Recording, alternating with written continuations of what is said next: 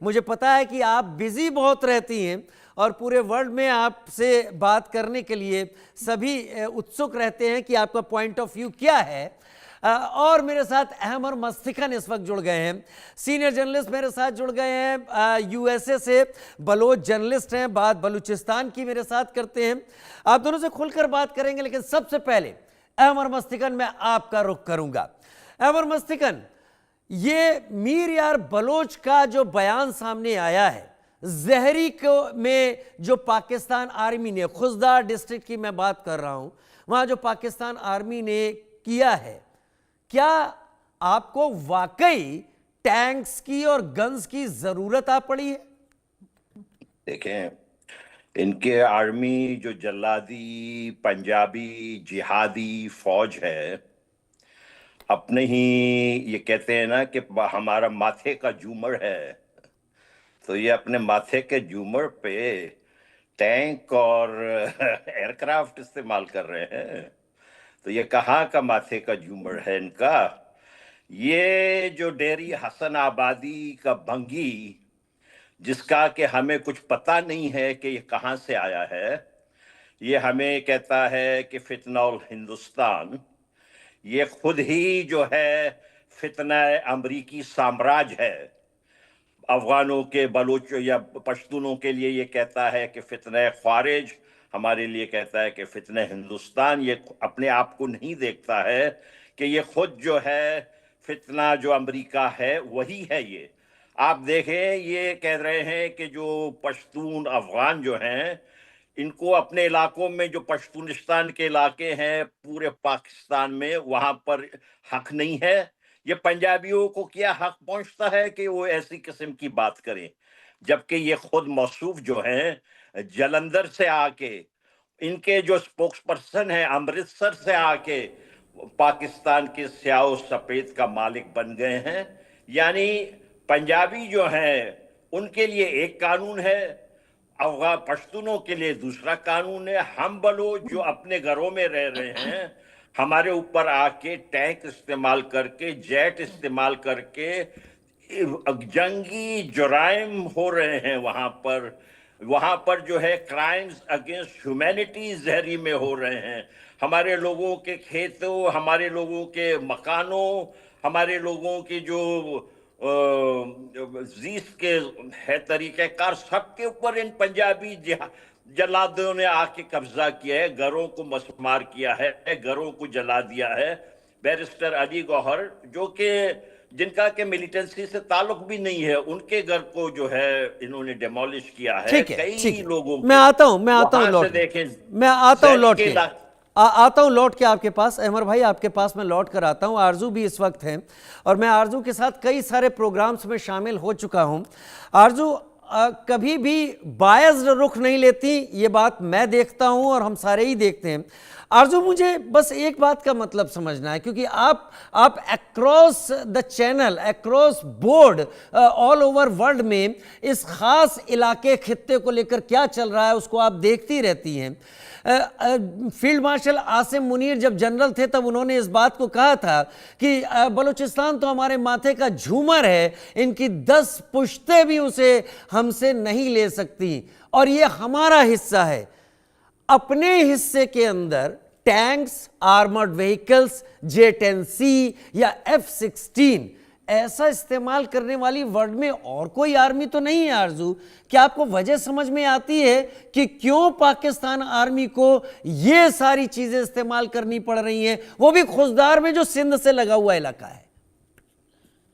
देखिए, जब यहाँ पे अगर पॉलिसीज ठीक नहीं बनाई जाएंगी, जब ये नहीं देखा जाएगा कि जिन लोगों का वो इलाका है, जो वहाँ की ज़मीन के मालिक हैं, अगर आप उनको उनका राइट नहीं देंगे, जगह जगह उनका मिसिंग पर्सनस का इशू जो है वो भी चलता रहेगा। फिर उनके साथ जो लोग वहाँ पे जर्नलिस्ट और एक्टिविस्ट हैं, अगर उनसे बात करके बात को समझने के बजाय, उस सिचुएशन को समझ के हल करने के बजाय अगर उन लोगों को अरेस्ट कर लिया जाएगा, जैसे डॉक्टर मारंग बलोच को अरेस्ट किया गया है, तो डेफिनेटली उसके बाद आपके पास जो है कोई ऐसा रास्ता नहीं रह जाएगा जिससे आप वहां पर अमन ला सकें या उन लोगों के साथ आप बात कर सकें। नफरतें बढ़ती चली जा रही हैं, नाराजगियां बढ़ती चली जा रही हैं, लेकिन साथ ही साथ कोई ठीक पॉलिसी नहीं बनाई जा रही। इसी वजह से सारी सिचुएशन आपको देखने को मिल रही है। इनको चाहिए तो ये था कि जो वहाँ के लोग हैं, जो असल लोग वहाँ के हैं, उनके साथ बैठकर ये डायलॉग करते, बातचीत करते, उनकी जो डिमांड्स हैं उनको सुना जाता, उनको पूरा किया जाता। वो कई बार इस्लामाबाद भी आ चुके हैं वो लोग, और यहाँ पर भी इस्लामाबाद प्रेस क्लब के सामने जी आपको पता है कि जी कितने कितने दिन वो बैठे रहते हैं, जी लेकिन एक सिंगल गवर्नमेंट ऑफिशियल ऐसा नहीं है जो जाकर उनको एक गिलास पानी का भी पूछे। जब आप ये रवैया इख्तियार करेंगे, जब आपका ये एटीट्यूड होगा, तो डेफिनेटली फिर आपको आगे से जवाब मिलेगा। कोई किसी को भी कमजोर नहीं समझना चाहिए। मेरे ख्याल से हमारी स्टेट जो है वो इसमें बहुत ही बेवकूफ़ी दिखा रही है। अगर वो ये समझ रहे हैं कि बलूचिस्तान के लोग जो हैं वो कमज़ोर हैं, जवाब नहीं दे सकते, तो यकीनन उन्होंने दिखा दिया है कि वो हरगिज़ कमज़ोर नहीं है, वो अपने राइट के लिए उठ सकते हैं। और बहुत से लोग ऐसे जो ये भी नहीं कह रहे राजीव के उन्होंने पाकिस्तान से अलग होना है, लेकिन वो ये ज़रूर कह रहे हैं कि भाई जो हमारी डिमांड्स हैं, जो हमारे राइट्स हैं, आप वो तो हमें दें। आपने हमें किस तरह से एक सेकंड क्लास सिटीजन के तौर पे हमें ट्रीट कर रहे हैं, किस तरह से आप बिहेव कर रहे हैं। लेकिन यहाँ पर इनको शायद ये बात तभी समझ में आएगी जब पानी जो है वो नाक से ऊंचा हो जाएगा। आरजू, मैं वाकई इस बात को ओपनली इस टेलीकास्ट में, इस ब्रॉडकास्ट में मैं एक्सेप्ट करना चाहूँगा। मियाँ आसिफ अली हुए, हाशिम दुर्रानी हुए, न जाने कितने पाक जर्नलिस्ट हमारे साथ जुड़ चुके हैं और बात कर चुके हैं, लेकिन डॉक्टर महरंग बलोच का नाम पहली बार किसी पाकिस्तानी जर्नलिस्ट ने इतने सलीके के साथ लिया है। हेड्स ऑफ टू यू आरजू, आप इतना ओपनली इस बात को बोल रही हैं। कोई नहीं बात करता पाकिस्तान में अब तक डॉक्टर महरंग बलोच कहाँ है, क्यों उनको इस हालत में रखा गया, राजी बलोच कहाँ है, बीवी बलोच कहाँ है। आपने तो ये तक बोल दिया कि वो प्रेस क्लब के बाहर बैठे हुए हैं, वो तस्वीरें मैंने भी देखी हैं। आरजू, क्या वाकई डॉक्टर महरंग बलोच के साथ पाकिस्तानी एस्टेब्लिशमेंट ने कभी बात करने की, चलिए एक लेडी, एक महिला के साथ बात करने का एक सलीका होता है, एक एजिटेटर के साथ भी बात करने का एक सलीका होता है, वो भी नहीं किया गया क्या? नहीं, कभी नहीं किया गया, कभी बात करने की कोशिश की ही नहीं गई। जिस वक्त डॉक्टर महरंग बलोच इस्लामाबाद आके प्रेस क्लब के बाहर उन्होंने प्रोटेस्ट किया था, तो वहां तो उन दिनों सर्दियां थी, वहां पे पानी फेंका गया, उनको तरह तरह से भगाया गया। इस वक्त भी जो कुछ अर्से पहले, मेरे ख्याल 1 या 2 महीने पहले की बात है कि बलूचिस्तान से लोग आए थे और वो यहाँ पर F6 के एरिया में इस्लामाबाद में तकरीबन 60 डेज से ज़्यादा वो लोग रहे। उनको तरह तरह से तंग किया गया कि वो वापस चले जाएं, लेकिन कोई एक सिंगल गवर्नमेंट ऑफिशियल ऐसा नहीं था जिसने जाकर उनसे ये पूछा हो कि क्या आपको एक गिलास पानी चाहिए या आप लोगों क्या हम आपकी बात सुनना चाहते हैं। कोई उनसे बात नहीं की गई। डॉक्टर महरंग बलोच को किस लिए अंदर किया गया, बार बार उनके रिमांड में इजाफा कर दिया जाता है।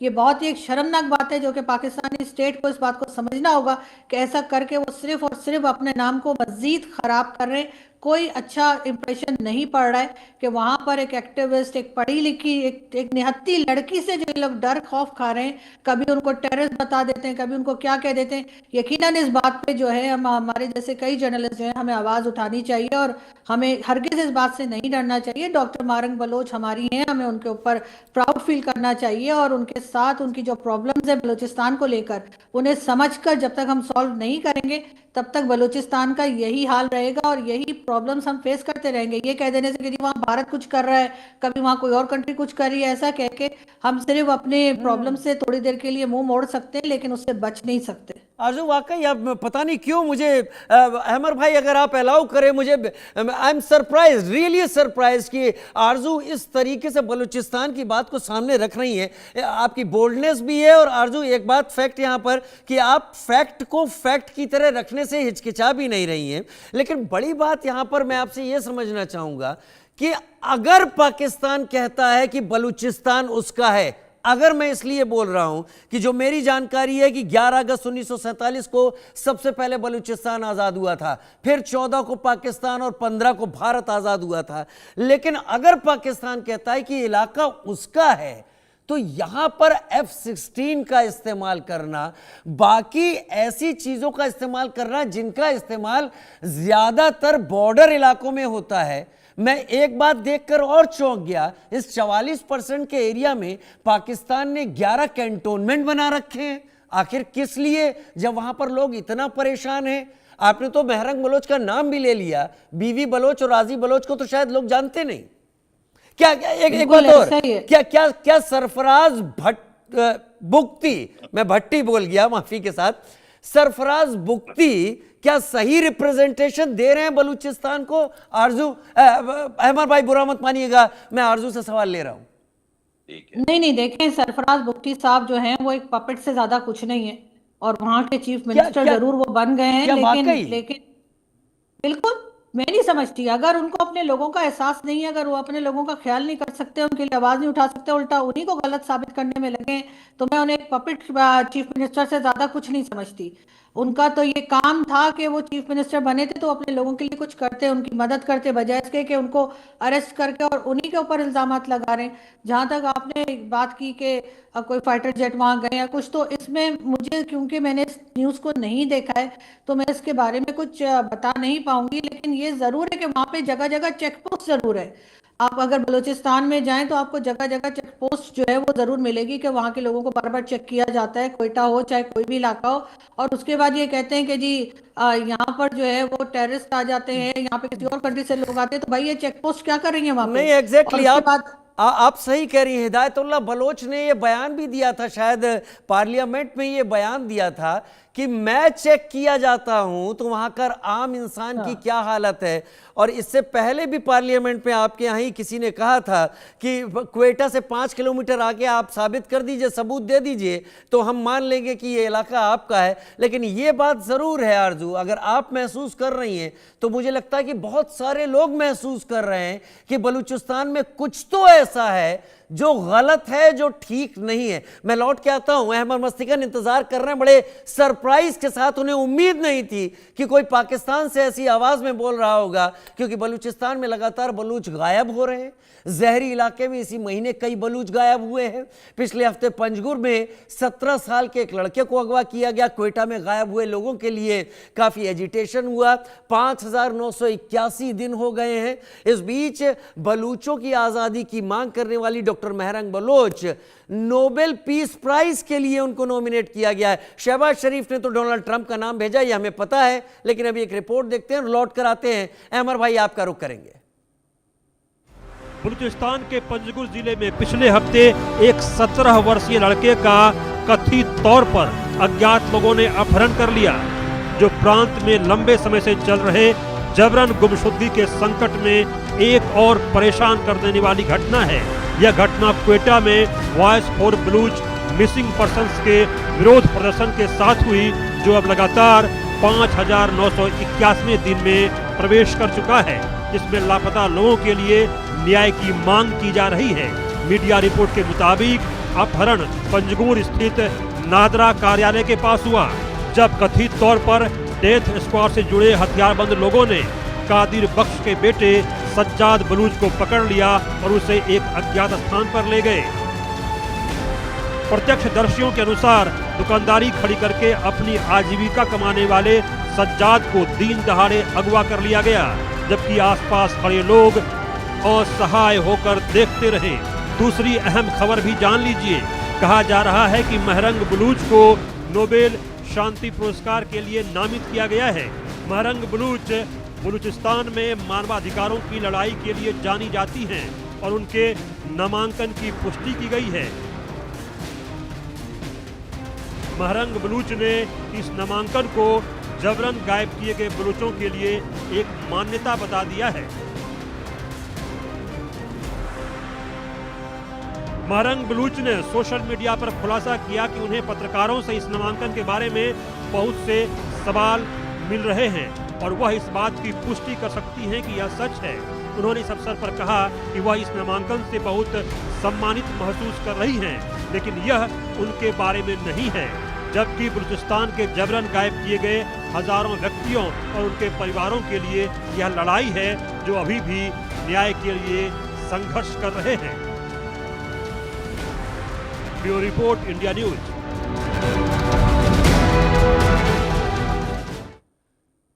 आरजू काज़मी मेरे साथ इस वक्त लगातार जुड़ी हुई हैं पाकिस्तान से। अहमद मस्तिकन यूएसए से मेरे साथ बलूचिस्तान के जर्नलिस्ट इस वक्त जुड़े हुए हैं। और आज मुझे वाकई लग रहा है कि दो जर्नलिस्ट इस वक्त बात कर रहे हैं, जहां पर आरजू, मैं और अहमद भाई तो इस वक्त थोड़े से सरप्राइज्ड हैं। अहमद मस्तिकन, आरजू ने जो बातें अभी कही हैं, पिछले कई डिस्कशंस में शायद आपको ये बातें सुनने को नहीं मिली होंगी अगर मैं गलत नहीं हूं तो, लेकिन जो कुछ हुआ है जहरी में, अहमर, आपको ये क्यों लगा या आपके साथियों को ये क्यों लगा कि अब आप लोगों को उन चीजों की जरूरत है जिससे पाकिस्तान आर्मी वहां पर आकर निशाना बना रही है? टैंक्स की जरूरत है या फिर आर्मर्ड व्हीकल्स की जरूरत है या फिर बड़े हथियारों की जरूरत है? क्योंकि इंटरनेशनली तो पाकिस्तान आपको टेररिस्ट ऑर्गेनाइजेशन डिक्लेयर करवा चुका है। ये आपका बहुत शुक्रिया। देखें, मैं एक चीज़ आपसे अर्ज करूं कि अगर कोई और साफ़ी आप बुलाते इस प्रोग्राम में तो मैं आपसे माजरत करता कि मैं नहीं आऊँगा। और हमें आरजू का पता है, ये काफ़ी बैलेंस्ड रहती हैं और इस वजह से जब मैंने देखा कि ये को पैनलिस्ट हैं, मैं इस वजह से आपके आगे हाजिर हुआ हूँ। हम इनकी कदर करते हैं, ये काफ़ी अच्छी बहादुरी से बातें रखते हैं।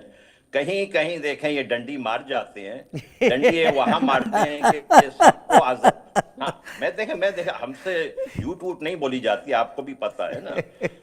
ये जो कह देती हैं कि सबको आज़ादी नहीं चाहिए, ऐसी बात नहीं है। अक्सरियत को 90%, 95% लोगों को आज़ादी चाहिए। कौन सा दुनिया में गुलाम है, मुझे आप बताइए, कि जिसको कि आज़ादी नहीं चाहिए?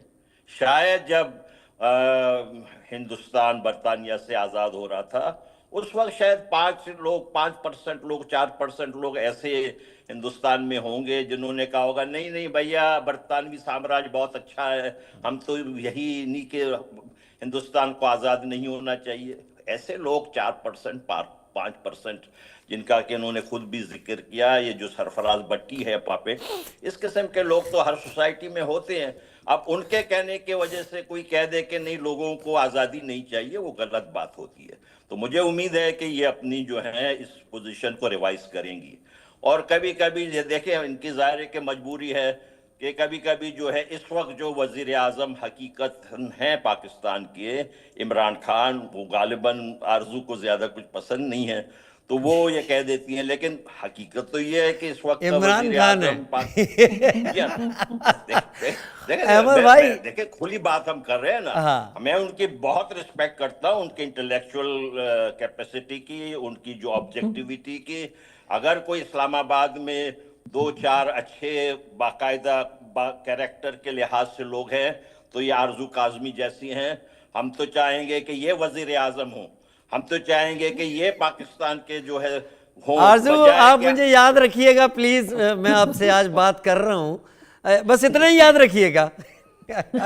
अमर भाई अब देखिए, अब ये कह रहे हैं, मैं आपसे अर्ज करता हूं, देखिए हमें तो हिंदुस्तान से मोहब्बत है, बिल्कुल है। हमें कोई, हमें चाहे फितनौल हिंदुस्तान कहें, चाहे जो कुछ भी कहे, हमें उसका कोई परवाह नहीं है। हमें हिंदुस्तान से मोहब्बत है। हमारा जो है हिंदुस्तान के साथ ताल्लुकात रहे हैं, हमारे पिछले रहे हैं। मुझे पता नहीं है, मुझे यकीन है कि आरजू भी जो है हिंदुस्तान से कोई नफरत नहीं करती। नहीं, मैं जानता हूँ। यहाँ जो ये जनरल बैठे, इलाहाबाद प्रयागराज से थोड़ा आगे ही इनका गांव है। मैं इस बार गया था महाकुंभ में, थोड़ा सा आगे, मैं वहां तक जा नहीं पाया, मुझे पता है कहाँ से है। जी तो देखें, लेकिन ये लोग जो है, अभी मैं आप देखें, मुझे ये मौका मिला है, मैं आपका बहुत मशहूर हूं कि आप मुझे मौका देते हैं। इस वक्त हिंदुस्तान के पास इंतहाई अच्छा मौका है, अफगानिस्तान के साथ बिल्कुल रिकॉग्नाइज करें। मैं प्लीज इनको डिले ना करें, अफगानिस्तान की हुकूमत को रिकॉग्नाइज करें, अफगानिस्तान के साथ दिफाई मुआहिदा करें। और आप, हमें कोई टैंक वैंक, इतनी बड़े हथियारों की जरूरत नहीं है, हमें कुछ इतने से मिसाइल दे दें जो हम इस्लामाबाद के ऊपर भेजें। मुझे अफसोस होगा कि उस मिसाइल के सदमे आरजू भी आ जाए। नहीं, मैं मुझे बहुत अफसोस मैं हंस नहीं रहा, लेकिन एक बात यहाँ पर साफ है कि आप अपनी आज़ादी की बात कर रहे हैं। आरजू, चलते चलते एक सवाल आपसे, क्या फितनाउल हिंदुस्तान कहकर, क्या सारी चीजें इंडिया या रॉ के ऊपर डालकर पाकिस्तानी एस्टेब्लिशमेंट असल परेशानी, असल प्रॉब्लम को इग्नोर कर रहा है? और अगर कर रहा है तो कब तक करता रहेगा? देखिए, बिल्कुल असल प्रॉब्लम को इग्नोर किया जा रहा है। और जब तक कहीं पर भी अगर भारत का तड़का ना लगाएं तो मुझे लगता है शायद हमारे लोगों को ये समझाने में नाकाम रहते हैं कि बहुत कोई सीरियस बात है और भारत ऐसा कर रहा है, क्योंकि अफगानिस्तान को लेके वो जज्बा नहीं निकलता जो भारत के नाम से निकलता है। जो हमने हमेशा से टू नेशन थ्योरी वाली बात भी की है, वो चूरन जो हम खिलाते आए हैं, शायद इस वजह से बार बार भारत का नाम लिया जाता है, लेकिन ऐसा करके डेफिनेटली जो असल इशू है उसको ये एड्रेस नहीं कर पा रहे। अच्छा, बस छोटा सा 10 सेकंड का आरजू और आपसे, क्योंकि अहमर भाई भी सुन रहे हैं। आरजू, आपको कहीं कभी जब आप सोचती हैं, जब एनालिसिस करती हैं, क्या आप एक्सपेक्ट करती हैं कि बलूचिस्तान अब जिस स्टेज में है वहां बलूचिस्तान एक अलग मुल्क के तौर पर आ सकता है? देखिए, होने को तो कुछ भी हो सकता है। क्या कभी किसी ने सोचा था कि बांग्लादेश बनेगा? Exactly. जो हमारे यहाँ कहा जाता है कि पाकिस्तान को तोड़ा नहीं जा सकता, तो पाकिस्तान तो 71 में टूट चुका है। और अगर इन्होंने अपनी पॉलिसीज, अपनी हरकतें ठीक ना की तो सिर्फ बलूचिस्तान ही नहीं, केपीके और कई दूसरे इलाके भी अलग हो सकते हैं। लेकिन उसके लिए आई विश ऐसा ना हो। ऐसा पाकिस्तानी मैं तो यही चाहूंगी कि हमारा मुल्क जो है वो जुड़ा रहे, बना रहे, जी, लेकिन हमें जी। अपनी पॉलिसीज को देखने की सख्त जरूरत है।